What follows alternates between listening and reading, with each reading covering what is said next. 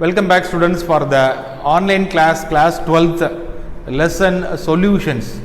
So we have studied in the solutions lesson almost 40% of the lesson was over. We have studied what is ideal solution, non-ideal solution, what is meant by positive deviation, negative deviation, azeotropes. We have studied what is azeotropes. So now we are going to study colligative properties. So what is meant by colligative properties? See here, I took two beakers. One I took water. You know that water is a solvent. And the second one also I took water. In that water I added salt. So salt solution. Salt water is nothing but water. This is solution. The first one I took water and second one I took salt water, that is the solution.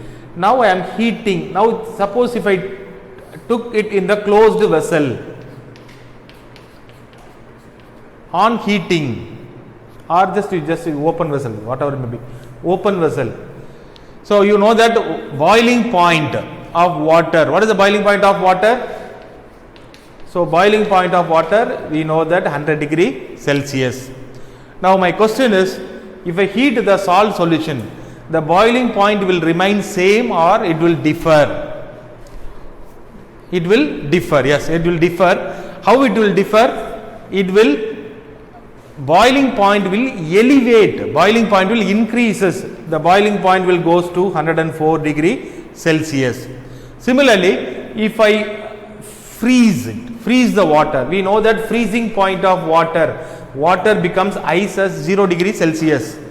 Now what do you think about the salt water? The salt water, the freezing point will increase or decrease? The freezing point is further reduced to minus 4 degrees Celsius only, it will become ice. So after adding the solute, some of the properties of water changes, isn't it? So these type of properties changes is known as colligative property. The property depends on number of particles, especially solute in the solution. The properties depends on, very important, depends on the number of particles in the solution is known as colligative property. Like that, there are 4 colligative properties. One is relative lowering of vapor pressure, depression of freezing point, elevation of boiling point, and osmotic pressure. So what are the properties will change? Boiling point will elevate, increase. Freezing point will decrease, depression of freezing point. And similarly, lowering of vapor pressure also will reduce. What is vapor pressure? Already we discussed. If you take it in a closed container, a pressure developed over the solution, that is known as vapor pressure. That vapor pressure will comes down. And the last one is osmotic pressure. These are the 4 new properties you will get for water, you will get for solution. Now we are going to study one by one. First we are going to study relative lowering of vapor pressure.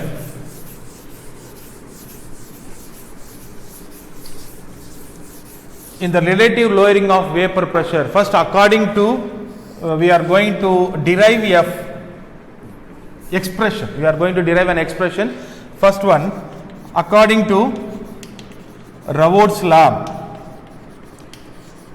We have studied Raoult's law. According to Raoult's law, P1 is proportional to X1.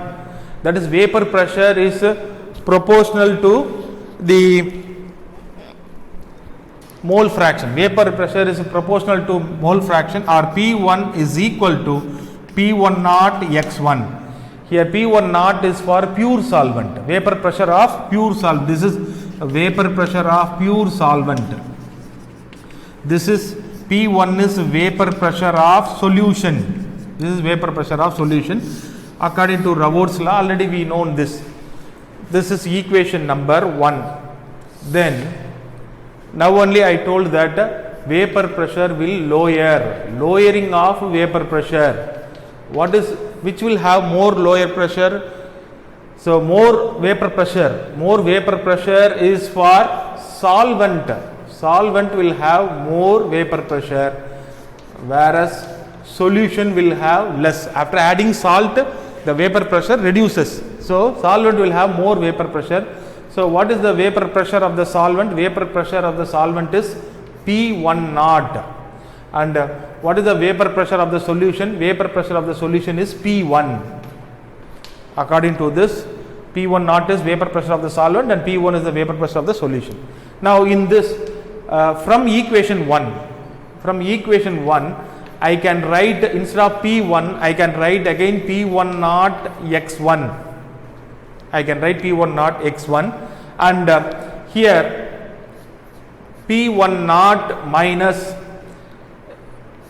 x1 can be written as 1 minus x2, 1 minus x2 I can write, and expanding, you will get P1 naught minus P1 naught minus x2.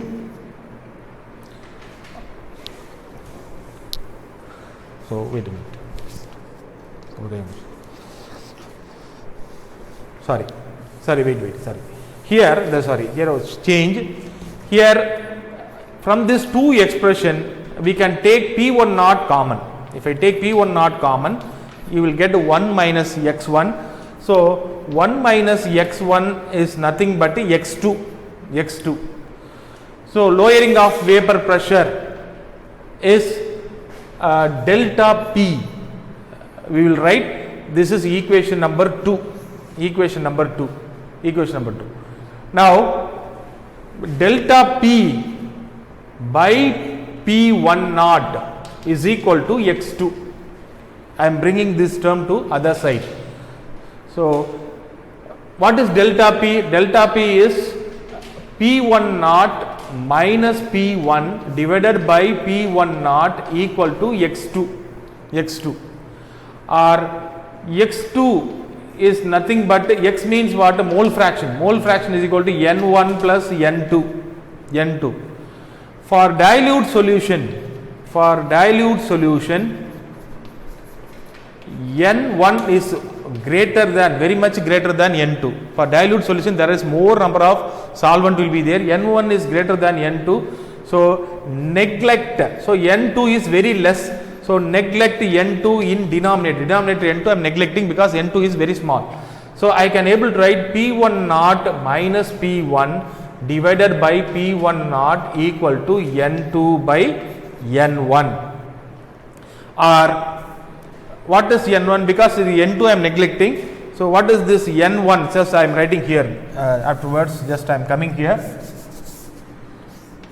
So P1 naught minus P1 divided by P1 naught equal to N2 equal to W2 by M2. Already we know that number of moles equal to weight by molecular weight into here. On reciprocate we can able to write W1 by W2. So this is the expression for relative lowering of vapor pressure. This expression is known as relative, left hand side is known as relative lowering of vapor pressure is equal to W2 by M2 into M1 by W2. So this expression is very important. They can ask to derive their expression for relative lowering of vapor pressure. Once again I am explaining, according to Raoult's law, P1 is proportional to x1, or if you remove the proportionality, you have to put P1 naught. So whenever naught comes, that is for solvent. Whenever naught comes, that is for pure solvent. Then this is the vapor pressure of the solution. So lowering of vapor pressure. Vapor pressure lowers for solution. So P1 naught minus P1. P1 I am writing in terms of P1 naught. Then common I am taking. If I take common, I will get 1 minus x1. 1 minus x1 is x2. Then I am bringing this term to the other side. So it will comes to the denominator. Delta P. So this is nothing but a delta P. So delta P is P1 naught minus P1. I am writing numerator divided by P1 naught. So x2 can be written as N2 by N1 plus N2. For dilute solution, N1 is very greater. So you can neglect this N2. After neglecting this N2, we are getting like this. N2 is W2 by M2 into M1 by W2. So based on that, a problem. They are asking a problem. So problem is very important. See this here, exercise problem 2.6. Here a pure benzene, the pure benzene, they are adding some solute. So vapor pressure of the benzene is given as 0.85 bar. So, and the solute weight is given as 0.5 gram, and weight of benzene is given as 39 gram, and molecular weight of benzene is given 78 gram. They are asking molecular weight of the solute. The solute we are adding, what is the molecular weight they are asking, and vapor pressure of the solution, also given. So all the data are given. So using this relation P1 naught minus P1 divided by P1 naught equal to W2 by M2 into M1 by W1. Here what is P1 naught? I told that whenever naught is there for solvent, P means vapor pressure of the pure solvent. What is pure solvent here? Benzene. So here 0.85 minus P1 means what? Vapor pressure of the solution. There is no naught is there for solution. So what is the solution? It is given as 0.845 divided by, again it is solvent, 0.85 equal to W2. Whenever 1 means solvent, 2 means solute. Whenever weight, molecular weight is concerned, 1 means solvent, 2 means solute. So here W2 means weight of the solute. Weight of the solute is 0.5. Molecular weight of the solute, that only we have to calculate. We have to calculate only M2 only you have to calculate. Or here if you want, you write down this. This is M1, this is W1, this is W2, right? So because benzene is the weight of the benzene is 39 and the molecular weight of the benzene is 78. So all these values are given. So simplify this. So bringing all those terms. So if I subtract it, 0.850, 0.845, if I subtract here 5, here 4, so 0.005 divided by 0.85 into is equal to 0.5 divided by M2 into 78 by 39. So bringing all the terms to other side and substituting, I am bringing here M2 equal to 0.5 divided by, this denominator will come here 005 into, this denominator will go to the numerator, 85 into 78 by 39. You are getting the answer 170 gram per mole. So this is the answer. On simplifying, you will get the molecular weight of the solute. You will get 170 gram per mole. What is the unit of molecular weight? Unit of molecular weight is gram per mole. So this type of question, asking the molecular weight, based on either you can write -1 or per mole. So asking molecular weight based on relative lowering of vapor pressure is important. So with this I conclude this module, and the remaining colligative property we will study in the next class. Thank you, students.